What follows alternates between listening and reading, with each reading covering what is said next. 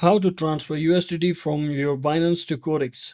So hello guys, welcome back to my YouTube channel. To transfer USDT from Binance to Quotex, first thing first, you'll need to log into your Quotex account.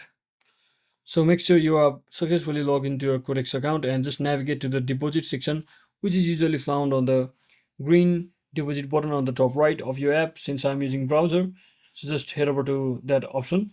And once you're inside your deposit section, just choose USDT as your deposit currency. Once you do all of that, just select the appropriate network. Example, TRC20 or ERC20 or BEP20. So just ensure that this network matches the one you will use on Binance. And you just have to copy the generated deposit address from Quotex. So once you copy the generated deposit address from Quotex, just head over to your Binance application.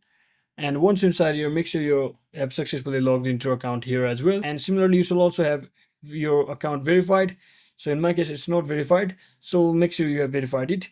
And then just click on or go to wallet section and find a USDT balance. So once you find that, just click on withdraw.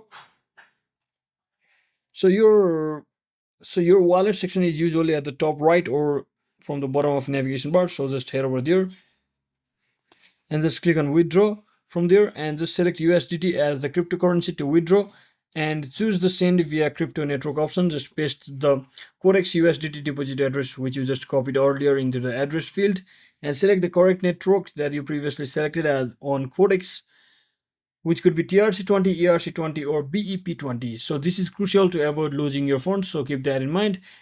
And simply enter the amount of USDT you want to transfer and review all the details of the USDT that you want to transfer and just confirm the withdrawal and complete any required verification steps.